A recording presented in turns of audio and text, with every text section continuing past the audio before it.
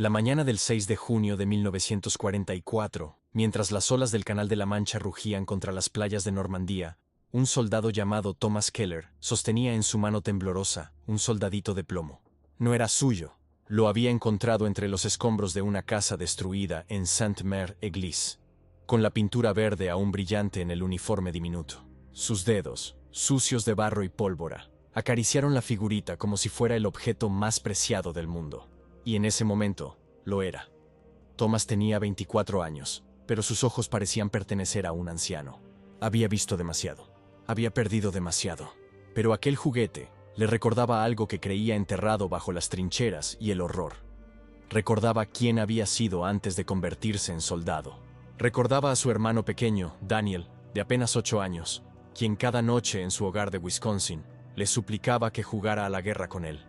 ¡Qué ironía amarga! Daniel soñaba con batallas épicas, con héroes de metal que nunca sangraban. Thomas ahora vivía la pesadilla que su hermano imaginaba como aventura. El viento helado de aquella madrugada traía consigo el olor a sal y muerte. A su alrededor, miles de hombres se preparaban para el desembarco más sangriento de la Segunda Guerra Mundial. Thomas guardó el soldadito en el bolsillo interno de su uniforme, cerca del corazón, como un talismán. O quizás como una promesa silenciosa. Si sobrevivía, volvería a casa. Volvería a ver a Daniel. Volvería a ser el hermano mayor que alguna vez construyó fortalezas de almohadas y derrotó ejércitos imaginarios en la sala de estar. Pero la guerra no permitía promesas, solo certezas crueles. «¡Keller! ¡Prepárate!», gritó el sargento Morrison, un hombre de rostro curtido y cicatrices que parecían mapas de batallas olvidadas. Thomas asintió, ajustándose el casco y cargando su rifle con manos que ya no temblaban por miedo, sino por memoria muscular. Había aprendido a no pensar. Pensar era peligroso. Pensar significaba recordar que cada disparo podía ser el último, que cada paso podía hundirse en una mina, que cada respiración podía ser robada por metralla invisible. Las lanchas de desembarco se balanceaban violentamente mientras los soldados subían en silencio. Nadie hablaba. No había palabras para lo que estaba por venir. Thomas miró a los hombres a su lado. Rostros jóvenes, algunos con bigotes recién crecidos para parecer mayores. Otros con fotografías de esposas y novias pegadas en sus cascos. Todos compartían la misma expresión, terror disfrazado de valentía. El motor rugió. La lancha avanzó hacia la costa. El agua estaba picada, oscura, como si el océano mismo rechazara lo que estaba a punto de presenciar. Thomas cerró los ojos y pensó en Daniel. Imaginó su risa, esa risa cristalina que llenaba la casa. Imaginó sus manos pequeñas moviendo soldaditos de plomo en batallas donde nadie moría de verdad, donde los caídos simplemente se levantaban al día siguiente para jugar otra vez. ¿Tienes miedo, Keller?, preguntó una voz junto a él. Era Miller, un chico de 19 años de Alabama, tan flaco que su uniforme parecía colgado de un espantapájaros. Thomas abrió los ojos y lo miró. En el rostro de Miller vio algo que le partió el alma: esperanza. Esperanza de que alguien mayor, alguien con más experiencia, le dijera que todo estaría bien. Thomas quiso mentirle, quiso decirle que sí, que sobrevivirían, que volverían a casa con medallas y honores. Pero las mentiras no le salían. Ya no. Todos tenemos miedo, Miller, respondió finalmente. El truco no es dejar de tenerlo, es recordar por qué seguimos adelante. Miller asintió, aunque sus ojos traicionaban su duda. Sacó una carta arrugada de su bolsillo, la misma que Thomas había visto releer cientos de veces. Era de su madre. 3 párrafos cortos, tinta corrida por lágrimas. Thomas sabía lo que decía sin necesidad de leerla. «Vuelve a casa, hijo. Por favor, vuelve a casa». La lancha golpeó contra algo. Una ola, o quizás el destino. Los hombres se tensaron. El metal rechinó. Y entonces la compuerta bajó. El infierno tenía un sonido. Era el zumbido de las balas cortando el aire. El estallido de morteros. Los gritos ahogados de hombres cayendo al agua antes de tocar tierra. Thomas saltó. El agua helada le llegó hasta la cintura. Cada paso era una lucha contra el peso del equipo, contra la corriente, contra el instinto de volver atrás. Pero no había atrás, solo adelante, solo la playa, solo la muerte o la supervivencia. Corrió, tropezó, se levantó. A su lado, Miller gritaba algo inaudible. Delante, un soldado explotó en una nube roja. Thomas no miró, no podía. Si miraba, se detendría. Y detenerse significaba morir. Llegó a la arena. Se lanzó detrás de un obstáculo de metal retorcido. Su respiración era fuego. Su corazón, un tambor de guerra. Metió la mano en su bolsillo y tocó el soldadito de plomo. Aún estaba ahí. Aún era real, y entonces pensó, ¿de quién era este juguete? ¿De qué niño fue arrancado por la guerra? 3 días después del desembarco, mientras las tropas avanzaban tierra adentro hacia los pueblos ocupados de Francia, Thomas Keller seguía llevando el soldadito de plomo en su bolsillo. Se había convertido en un ritual. Cada mañana, antes de que el sol saliera, lo sacaba y lo miraba bajo la luz grisácea del amanecer. Observaba cada detalle, el rifle diminuto, las botas pintadas con precisión, el rostro sin expresión del juguete. Y se preguntaba ¿quién eres? ¿De quién fuiste? La respuesta llegó el 9 de junio de 1944, en un pueblo llamado Sainte-Marie-du-Mont. El lugar había sido bombardeado hasta convertirse en un esqueleto de lo que alguna vez fue. Las casas eran montones de piedra y madera quemada. Las calles cráteres. No había civiles.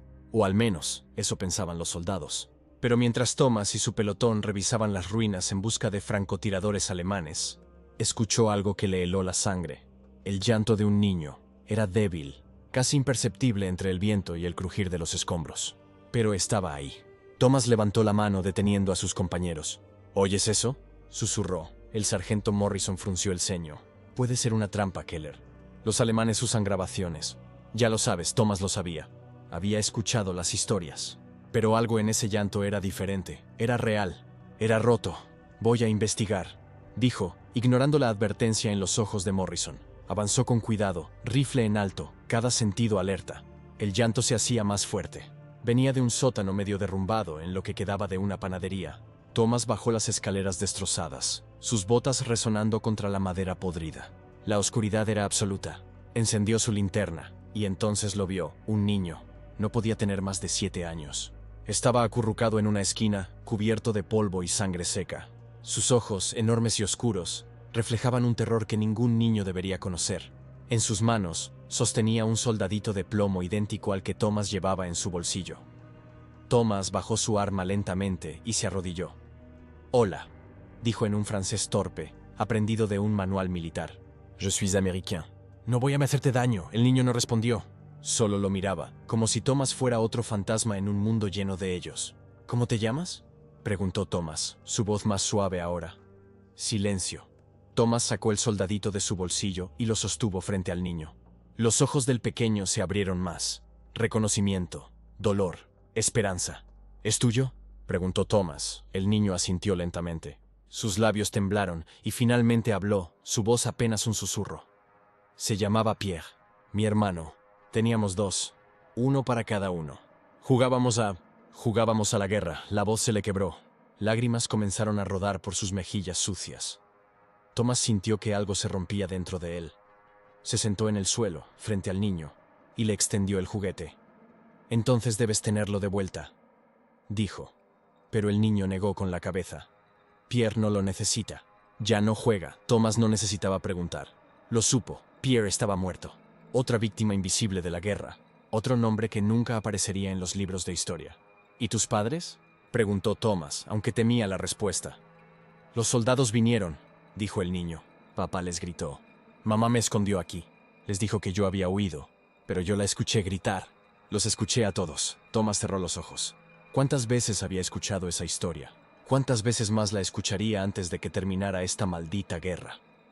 «¿Cómo te llamas?», preguntó de nuevo. «Luke, voy a sacarte de aquí. Vas a estar a salvo». Por primera vez, Luke mostró emoción. Pero no era alivio, era miedo. «No», dijo. «Si salgo me encontrarán. Los soldados malos. Me matarán como a Pierre». Thomas extendió su mano. «No mientras yo esté aquí. Te lo prometo». Luke miró la mano de Thomas durante lo que pareció una eternidad. Luego, lentamente, colocó su mano pequeña y temblorosa en la de él. Thomas lo cargó en sus brazos. El niño pesaba casi nada, como si el hambre y el miedo lo hubieran consumido desde adentro. Subió las escaleras con cuidado, protegiéndolo de los escombros. Cuando llegó a la superficie, Morrison y los demás lo esperaban, tensos. «¿Qué tenemos aquí?», preguntó Morrison, su expresión suavizándose al ver al niño. «Un superviviente», respondió Thomas. «Necesita un médico, y comida, y un hogar». Morrison asintió. «Llevémoslo al puesto de mando.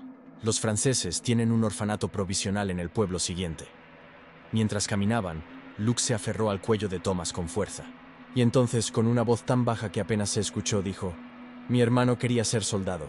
Yo solo quería hacer juguetes». Thomas tragó saliva. luchando contra el nudo en su garganta. Entonces harás juguetes, Luke. Cuando todo esto termine, harás los juguetes más hermosos del mundo. Y ningún niño volverá a soñar con la guerra. Era una promesa vacía. Thomas lo sabía. Pero en ese momento, era lo único que podía ofrecer. Una mentira envuelta en esperanza. Una ilusión de que el futuro podía ser mejor que el presente. Luke cerró los ojos y se durmió en los brazos de Thomas, agotado por días de terror. Y Thomas siguió caminando, sintiendo el peso del niño como el peso de todas las vidas que la guerra había destrozado. El soldadito de plomo seguía en su bolsillo, pero ahora significaba algo diferente. No era solo un recuerdo, era una responsabilidad. El 15 de julio de 1944, Thomas Keller se sentó bajo un árbol destrozado por la artillería en las afueras de St. Lo y sacó papel y lápiz. Había pasado más de un mes desde el desembarco, más de un mes desde que encontró a Luke. El niño había sido llevado a un orfanato en Bayeux, donde monjas francesas intentaban reunir a los huérfanos con familiares sobrevivientes. Thomas había preguntado por él 3 veces. Nadie sabía nada. En medio del caos de la guerra, un niño era solo otro nombre en una lista interminable. Pero Thomas no podía olvidarlo. Comenzó a escribir. Su letra era temblorosa, no por el frío ni el miedo, sino por el agotamiento. No había dormido más de 3 horas seguidas en semanas. Las batallas se sucedían una tras otra, sin descanso, sin piedad. Querido Daniel, no sé cuándo leerás esta carta. No sé si alguna vez la leerás, pero necesito escribirla. Necesito contarte algo. Encontré un niño. Se parece a ti, aunque es francés y más delgado de lo que tú jamás fuiste. Tiene tus ojos, esos ojos que siempre me preguntaban por qué el cielo es azul, por qué los pájaros vuelan, por qué la gente pelea. Ojalá tuviera respuestas, hermanito. Ojalá supiera por qué estoy aquí, disparando a hombres que probablemente también tienen hermanos pequeños que los esperan en casa. Ese niño, Luke, perdió a su hermano, perdió a sus padres, perdió todo. Y cuando lo miré, te vi a ti. Vi lo que podría pasarte si esta guerra llegara a Wisconsin. Y me aterró, Daniel. Me aterró más que cualquier bala, más que cualquier bomba. Quiero que sepas algo. Guarda tus soldaditos de plomo. Juega con ellos todo lo que quieras. Pero cuando crezcas, no dejes que nadie te convenza de que la guerra es como esos juegos. No lo es. La guerra no tiene héroes de verdad. Solo tiene sobrevivientes y fantasmas. Cuida a mamá. Cuida a papá. Y cuando vuelva, porque volveré, te lo prometo, jugaremos de nuevo. Pero esta vez, yo seré el que invente las reglas. Y nadie morirá. Ni siquiera de mentira. Con amor, Thomas dobló la carta y la guardó en un sobre.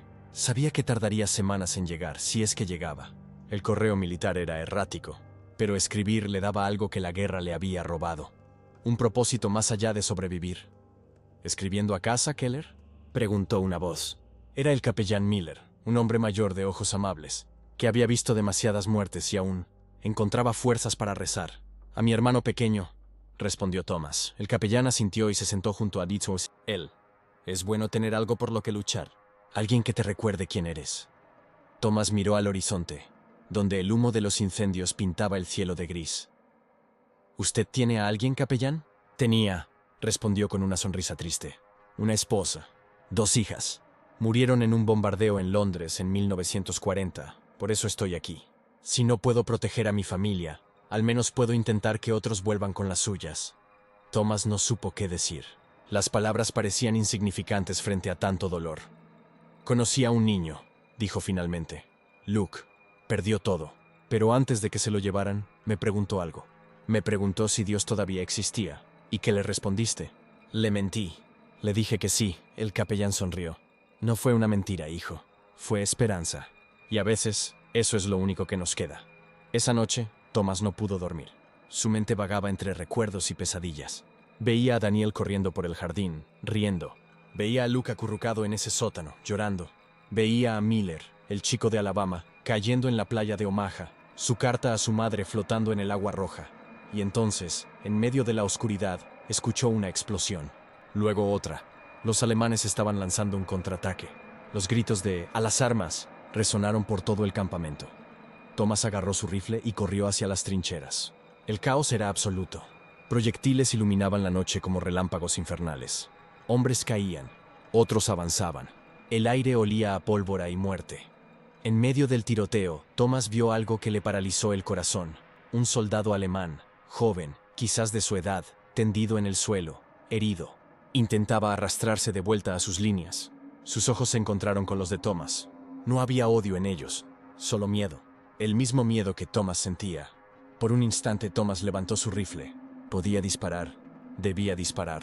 Ese era su deber. Pero no lo hizo.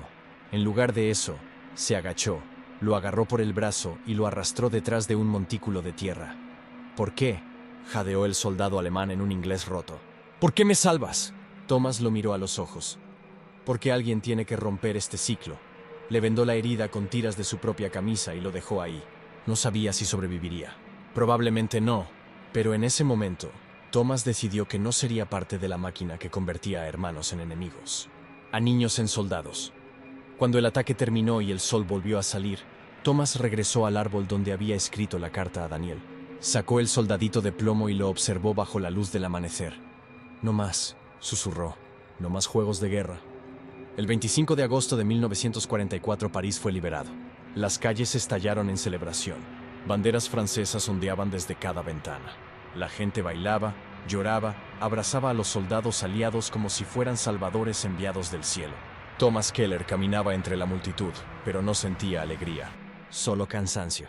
Un cansancio tan profundo que había olvidado lo que era sentirse liviano. Su pelotón había recibido órdenes de establecerse en un barrio al norte de la ciudad, mientras esperaban nuevas instrucciones. La guerra no había terminado, solo había cambiado de escenario. Esa noche, mientras descansaba en un edificio abandonado que alguna vez fue una escuela, Thomas escuchó una conversación que le erizó la piel. Morrison y dos oficiales hablaban en voz baja en la habitación contigua. Thomas no pretendía escuchar, pero las paredes eran delgadas y las palabras llegaban claras. Los niños son un problema, decía uno de los oficiales. Los alemanes los usaron como informantes. No podemos confiar en ninguno de ellos. ¿Está sugiriendo que...? Comenzó Morrison, su voz tensa. No estoy sugiriendo nada. Solo digo que debemos ser cuidadosos. Hay reportes de niños con explosivos. Niños que guían patrullas a emboscadas. No podemos arriesgarnos. Thomas sintió que la sangre se le helaba. Pensó en Luke. Pensó en los ojos aterrorizados del pequeño, en sus manos temblorosas sosteniendo ese soldadito de plomo. ¿Acaso alguien podría ver a ese niño como una amenaza? No pudo soportarlo. Se levantó y entró en la habitación. Con el debido respeto, señor, dijo Thomas, interrumpiendo la conversación. Esos niños no son el enemigo. Son víctimas. El oficial lo miró con frialdad. Soldado, nadie te pidió tu opinión. Lo sé, señor, pero he estado en primera línea. He visto lo que les hacen a esos niños. No son soldados, son sobrevivientes. Morrison intervino, su voz conciliadora. Keller tiene razón. No podemos permitir que el miedo nos convierta en lo que estamos combatiendo. El oficial resopló. El miedo nos mantiene vivos. Sargento, recuérdelo, la conversación terminó ahí, pero Thomas no pudo dormir esa noche. Cada vez que cerraba los ojos veía a Luke, veía a Daniel, veía a todos los niños que la guerra había devorado, directa o indirectamente. 3 días después, Thomas recibió una noticia que le cambió todo. Una monja del orfanato de Bayeux había llegado a París preguntando por él. Luke había escapado. Nadie sabía dónde estaba. Thomas sintió que el suelo desaparecía bajo sus pies. ¿Cuándo?, preguntó desesperado. Hace 4 días, respondió la monja, una mujer mayor de rostro cansado. Dejó una nota. Decía que iba a buscar a su hermano. Thomas no necesitaba más explicación. Luke había vuelto a Saint-Marie-du-Mont. Había vuelto al lugar donde su familia murió. Sin permiso, sin pensar en las consecuencias. Thomas tomó su equipo y partió. Morrison intentó detenerlo. Keller, no puedes hacer esto. Es deserción. No voy a desertar, respondió Thomas. Voy a cumplir una promesa. Viajó durante 2 días, esquivando patrullas, durmiendo en graneros abandonados, comiendo raciones secas. Cuando llegó a Saint-Marie-du-Mont, el pueblo seguía en ruinas. Pero había más gente ahora, civiles regresando a reconstruir lo que quedaba. Thomas fue directo al sótano de la panadería. Su corazón latía con fuerza. Y entonces lo vio. Luke estaba ahí, sentado en el mismo rincón donde lo había encontrado meses atrás. Pero no estaba solo. Había cavado un pequeño agujero en el suelo. Y dentro, cuidadosamente colocados, había 2 soldaditos de plomo. Luke, dijo Thomas suavemente. El niño levantó la vista. Sus ojos estaban vacíos. Encontré el de Pierre, dijo. Estaba en su habitación, bajo los escombros. Ahora están juntos. Thomas se arrodilló junto a él. Luke, no puedes quedarte aquí. No es seguro. Ya no tengo a dónde ir, respondió el niño. Este es el único lugar donde puedo sentir que Pierre todavía está conmigo. Thomas sintió lágrimas quemándole los ojos. Tomó al niño en sus brazos. Entonces no estarás solo. Vendrás conmigo. Y cuando todo esto termine, encontraremos un lugar donde puedas sentir que tu hermano nunca se fue. Un lugar donde puedas volver a ser niño. Luke lloró. Lloró como no lo había hecho desde que comenzó la guerra. Y Thomas lo sostuvo, mientras el mundo a su alrededor seguía destruyéndose. Cuando regresó al campamento con Luke, Morrison lo esperaba con los brazos cruzados. Pero en lugar de arrestarlo, simplemente asintió. «Hiciste lo correcto, Keller». Thomas no respondió. Solo sabía que había salvado una vida. Y en medio de tanta muerte, eso tenía que significar algo. La guerra terminó el 8 de mayo de 1945. Thomas Keller estaba en Berlín cuando escuchó la noticia.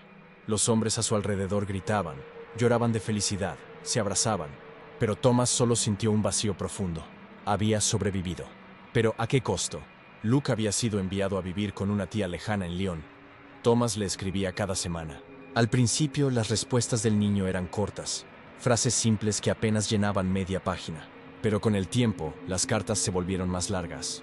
Luke comenzó a hablar de la escuela, de amigos, de sueños, y en cada carta terminaba con la misma frase: «Todavía tengo los soldaditos, pero ya no juego a la guerra». Thomas volvió a Wisconsin en junio de 1945. Daniel, ahora de 11 años, lo esperaba en la estación de tren junto a sus padres.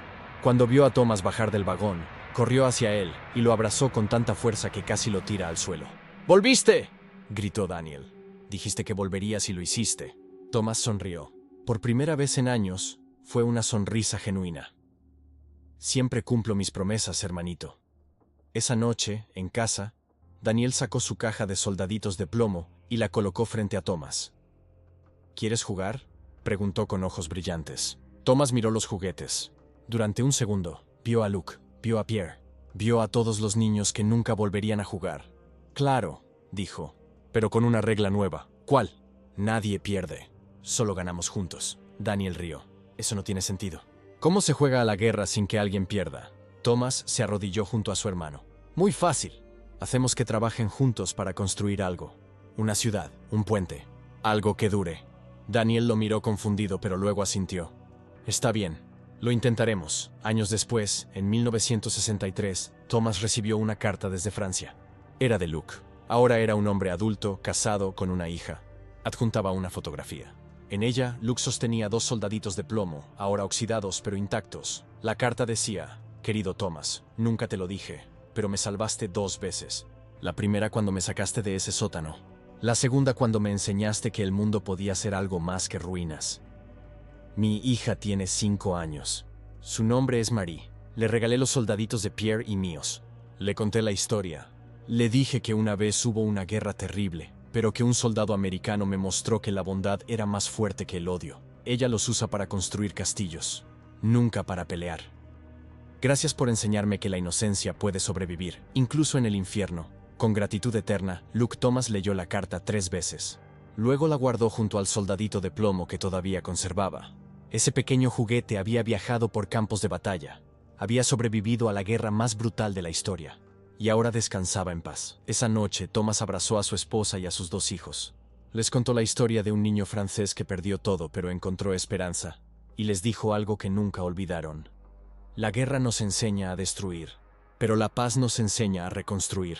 Y es en la reconstrucción donde encontramos nuestro verdadero valor. Décadas más tarde, cuando Thomas murió en 1998 a los 78 años, su familia encontró una caja en su armario. Dentro había un soldadito de plomo, una carta amarillenta de un niño francés y una nota escrita con letra temblorosa. Este juguete perteneció a un niño que soñaba con ser feliz. Sobrevivió a la guerra, y con él sobrevivió la esperanza. Que nunca olvidemos que detrás de cada soldado hay un niño que solo quería jugar.